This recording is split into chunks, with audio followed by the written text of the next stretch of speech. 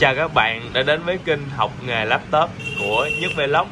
Hôm nay bên học nghề laptop xin chia sẻ các bạn cách thay ổ cứng SSD cho laptop Dell 5420. Về laptop này mình nhận được tình trạng của khách đó là khi mở nút nguồn lên thì máy không vào Win được, và khi boot vào ổ cứng thì nó cứ đứng ở giữa cây. Khi mà chạy thì nó chỉ được có giữa cây thôi, nó không chạy hết để boot vào ổ cứng. Thì khả năng này ổ cứng là lỗi rất cao. Mình đã thử tháo ổ cứng nó ra, lắp ổ cứng mới vào thì máy chạy bình thường. Mình cũng đã boot USB nhưng cũng không được. Khi lấy ổ cứng cũ ra thì máy lại hoạt động bình thường, nên xác suất ổ cứng cũ là lỗi rất cao. Hôm nay chúng ta cùng nhau thay ổ cứng mới cho laptop Dell 5420 các bạn nhé.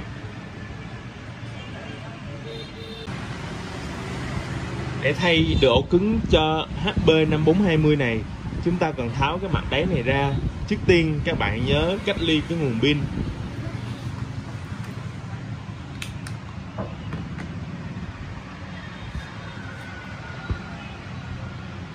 Chúng ta dùng tua vít để tháo 1, 2, 3, 4 con ốc ở mặt D và lấy mặt nhựa lên.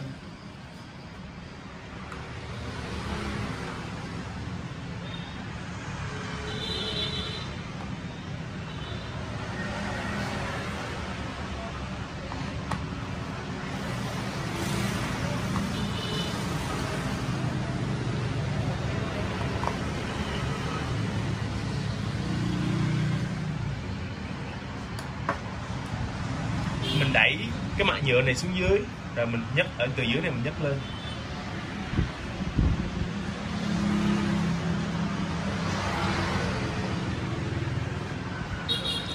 Đây là vị trí ổ cứng cũ của máy. Để mở được ổ cứng này ra, chúng ta mở 1, 2, 3, 4 con ốc giữ ổ cứng trên máy.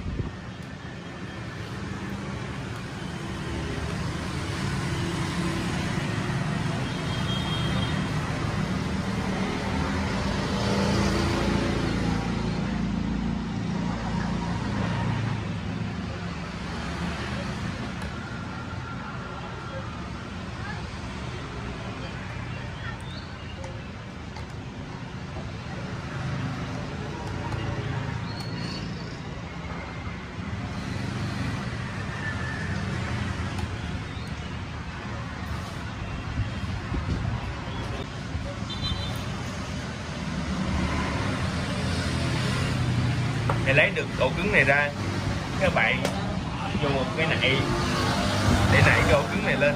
Ổ cứng này thì mình lấy theo chiều thẳng đứng này.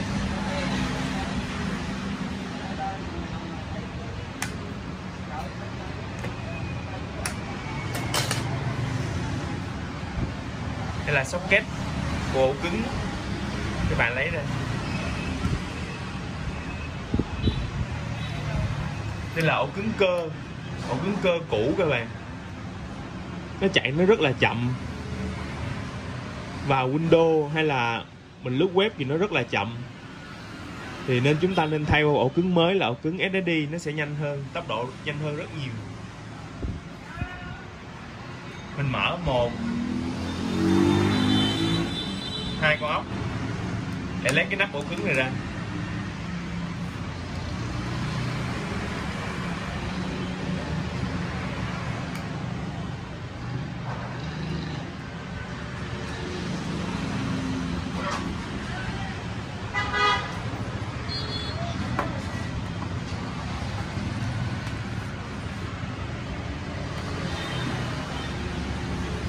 Giờ mình bắt đầu khui hộp cái ổ cứng mới này các bạn. Đây là ổ cứng SSD 120GB của Gigabyte. Ổ cứng này tốc độ chạy rất nhanh các bạn.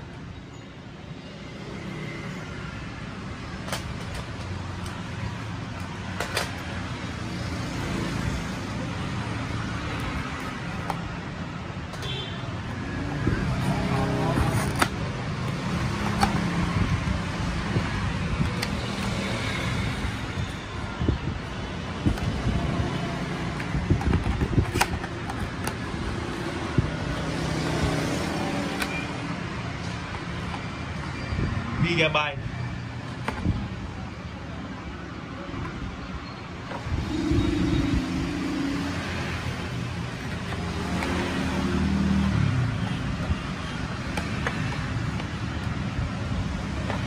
Đây là ổ cứng mới SSD của Gigabyte, tốc độ nhanh hơn ổ cứng cơ cũ này rất nhiều lần.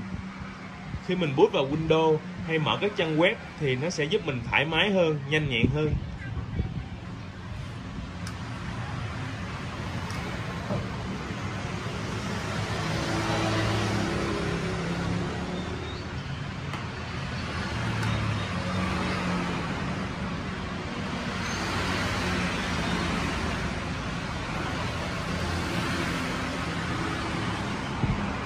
Mình lắp lại vị trí hai con ốc cũ trong cái nắp ổ cứng.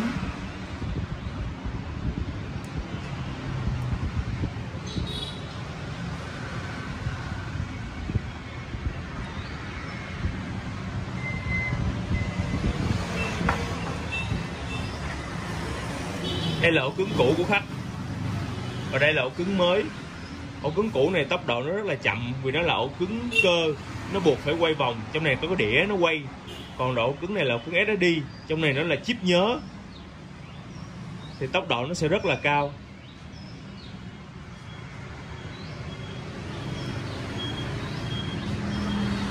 Chúng mình gắn lại cái socket ổ cứng. Các bạn canh đúng chiều là mình gắn vô.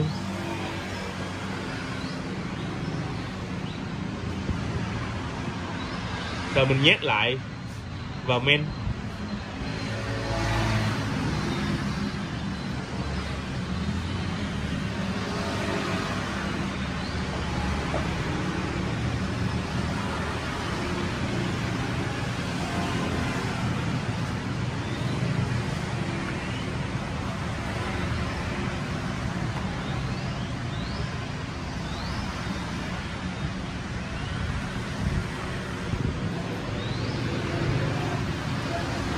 Rồi mình lắp ốc vào.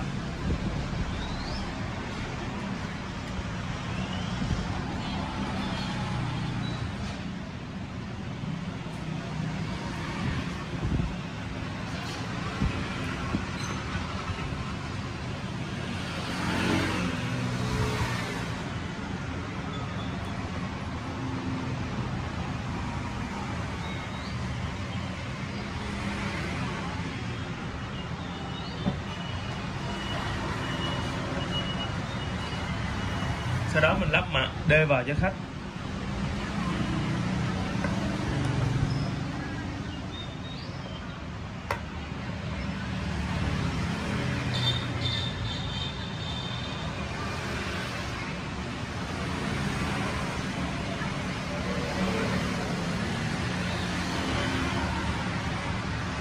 Mình lắp lại 4 con ốc cũ của mặt D.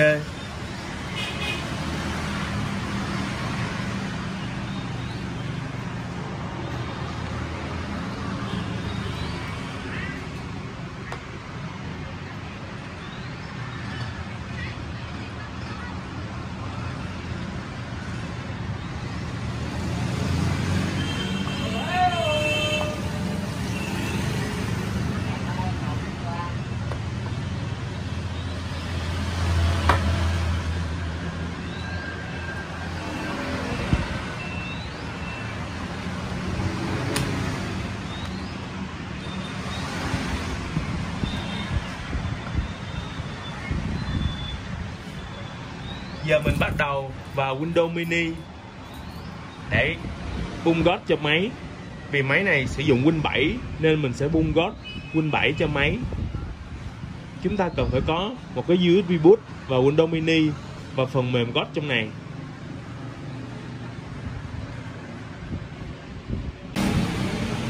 Các bạn cấp nguồn cho laptop, rồi mình dùng USB boot để boot vào máy.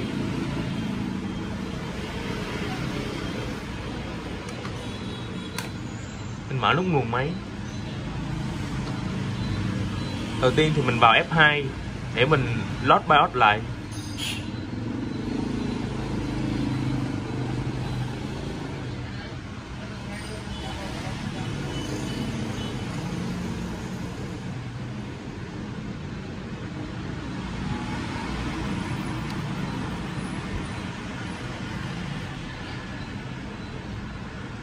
Các bạn load default.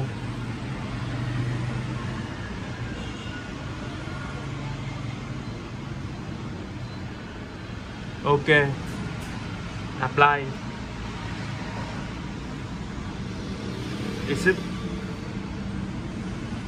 Rồi chúng ta bấm F12 để boot vào USB.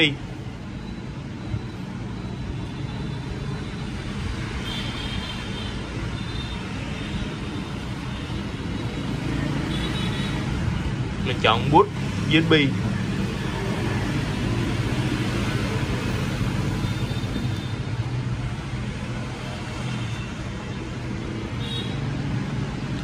Boot mini Windows, mini Win 10 64 bit.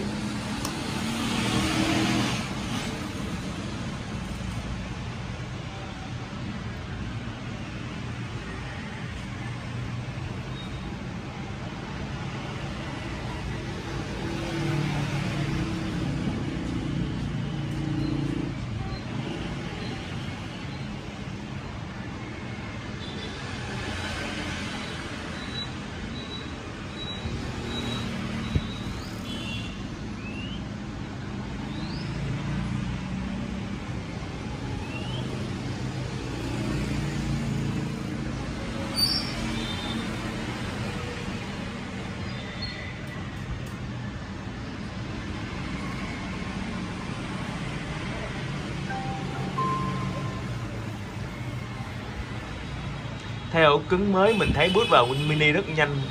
Còn lúc đầu khi còn giữ ổ cứng cũ á, thì mình boot vào Win Mini rất là lâu. Chứng tỏ là cái ổ cứng cũ nó có ảnh hưởng đến cả Windows Mini. Rồi mình vào cái tam giác dưới này nè để mình kiểm tra sức khỏe ổ cứng. Rồi mình mới bắt đầu bung gót cho máy. Rồi vào HD Tool,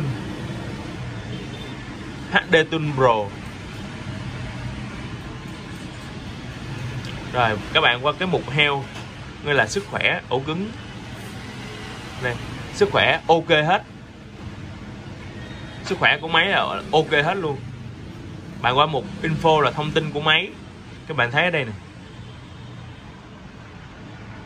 không RPM SSD, nên là ổ cứng SSD tốc độ quay là không vòng, vì nó không có dùng cái đĩa quay nữa, nó dùng chip nhớ, cho nên nó sẽ SSD và không vòng quay. Kiểm tra mình thấy sức khỏe ổ cứng ok rồi thì mình bắt đầu cài máy. Máy này dùng Win 7 nên các bạn phải bung gót cho Win 7. Mình vào phần mềm Mini Tool để mình chia lại phân vùng ổ cứng.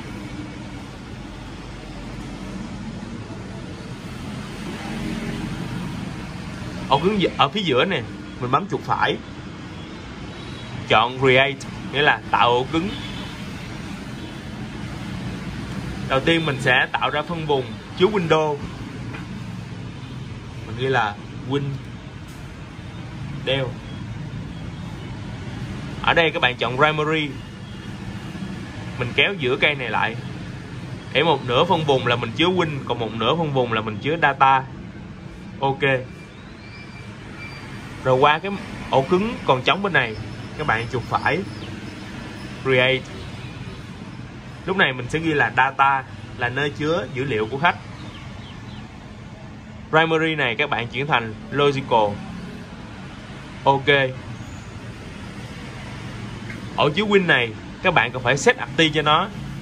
Bạn chuột phải vào ổ cứng Windows này, mình chọn cái mục là set active. Tiếp theo mình review MBR, mình chọn khúc đầu ngay đây nè, chuột phải, review MBR, rồi mình bấm nút apply là áp dụng. Yes. Và mình chờ cho hệ thống nó chạy.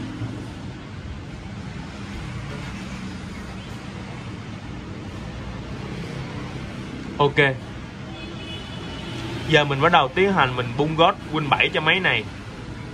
Mình vào phần mềm gót, nó nằm ở trên này. Các bạn vô ok, logical,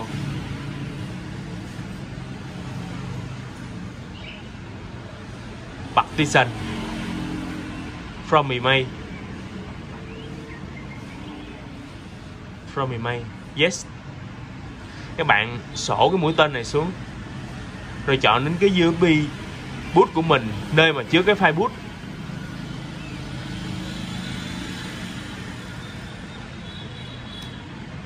Đây mình lưu trong thư mục God. Win 7 64 bit, ok. Enter. Ở đây mình enter nữa. Ở đây là chọn ổ cứng, thì mặc định là mình sẽ chọn cái ổ cứng trên máy này là đúng rồi. Ok. Ở đây sẽ có những lúc chúng ta lộn, nhưng mà các bạn nhớ lúc đầu mình đã đặt là Windows, nên mình chọn ở nơi mà có chữ Windows là chính xác. Nếu mình chọn sai, một số máy có dữ liệu sẽ làm mất dữ liệu của khách, nên phải chọn đúng phân vùng để mà chứa Win, đó là Windows. Enter. Yes. Đến bước này thì các bạn chờ cho máy chạy.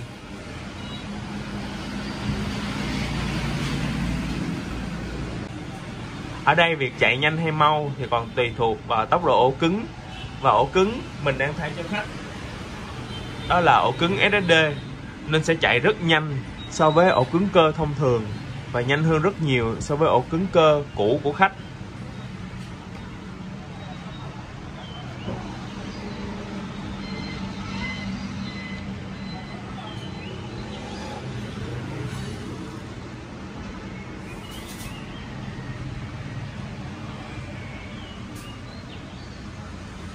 Phần mềm God này rất hữu dụng các bạn.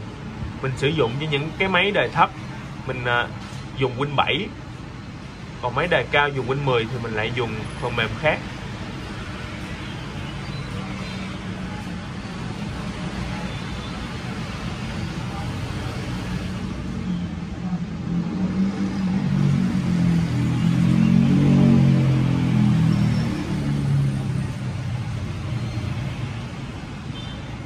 Trong quá trình mình bung God này, các bạn nhớ là đừng có tắt nguồn, đừng có rút nguồn, cũng đừng có đụng chạm đến USB.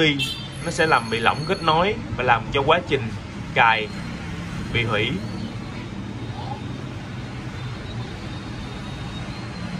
Các bạn phải nhớ dù máy có pin hay không có pin, chúng ta cần phải lắp pin và cắm nguồn để tránh trường hợp đó là máy bị mất nguồn và việc cài đặt sẽ bị hủy giữa chừng.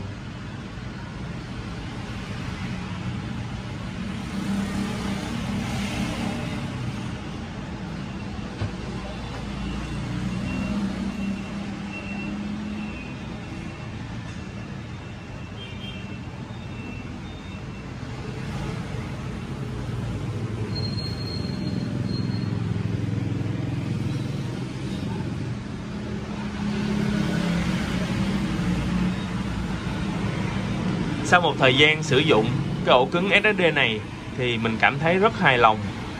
Máy nhanh hơn rất nhiều, nhanh hơn tới 7-8 điểm. Và mình thấy tuổi thọ cũng cao hơn ổ cứng cơ.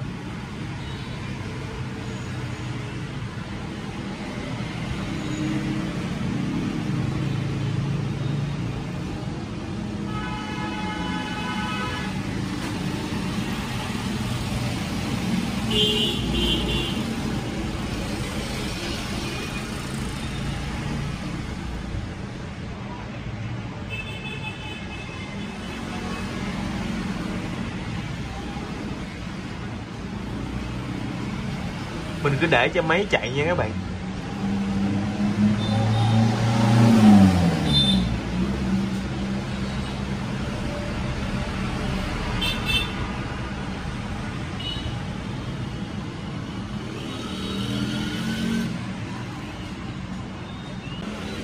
Khi máy chạy hết cây này, các bạn sẽ thấy hiện lên một thông báo đó là Continue hoặc là Reset Computer. Các bạn chọn Reset Computer và mình rút USB boot của mình ra.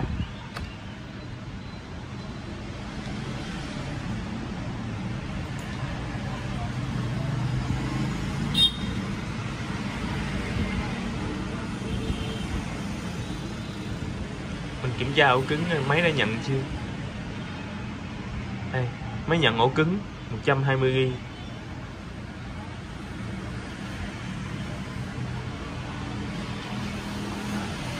Mình chọn boot Legacy.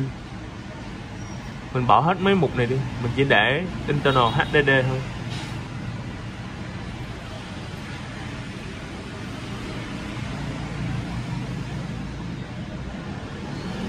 Apply Exit.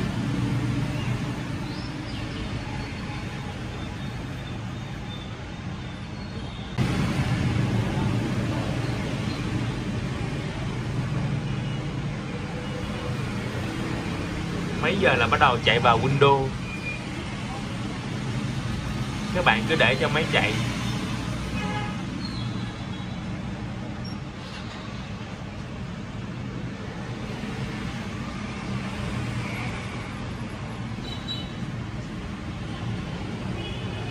Phần này là nó đang bung driver.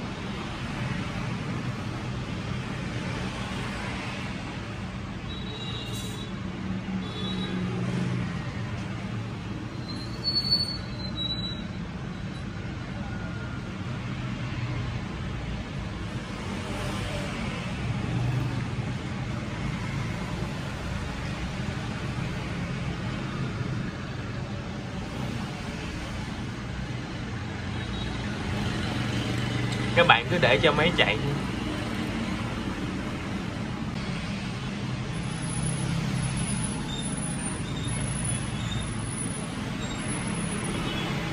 Máy bắt đầu reset một lần nữa và tiến hành vào Win đó các bạn. Các bạn cứ để cho máy chạy.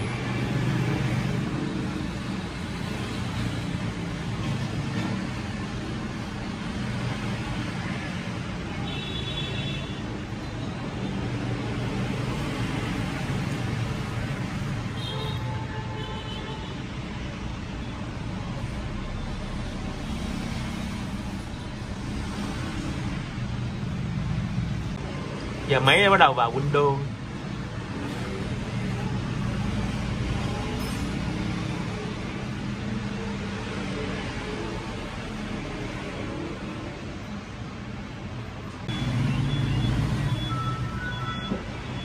Vậy là máy đã lên Win rồi. Bây giờ chúng mình còn vào My Computer. Các bạn vào ổ C và thư mục Tool để mình active Windows và active Office lên. Các bạn vào phần mềm NTH, one click, Windows Activation.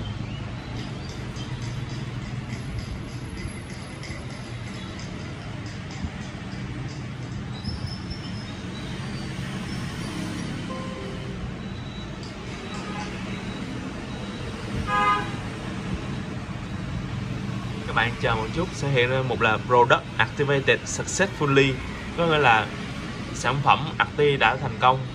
Rồi mình qua Office Activation để mình active Office.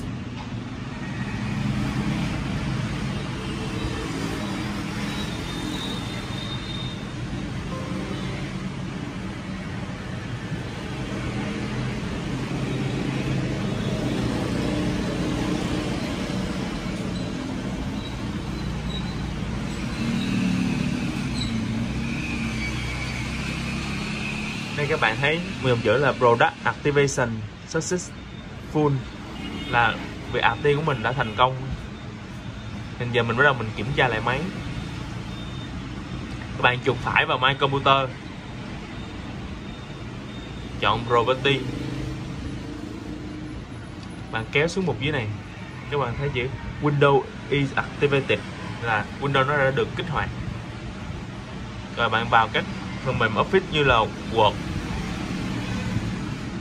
Các bạn ở đây nó không có bị báo cáo là cái sản phẩm này đã được active rồi, cái phần mềm Office này đã được active rồi. Các bạn qua phần file này, bạn không thấy nó báo đỏ gì hết, là sản phẩm này đã được kích hoạt rồi. Tương tự mình kiểm tra Excel, mình không có bị báo đỏ là cái sản phẩm này đã được kích hoạt rồi. PowerPoint không báo đỏ là sản phẩm đã được kích hoạt rồi.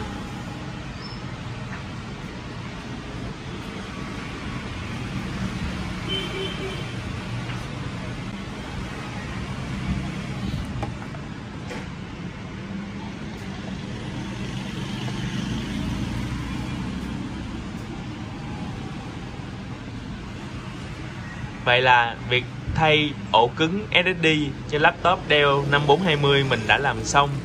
Chào các bạn, chúc các bạn sẽ làm tốt hơn mình, chúc các bạn lần giỏi hơn mình.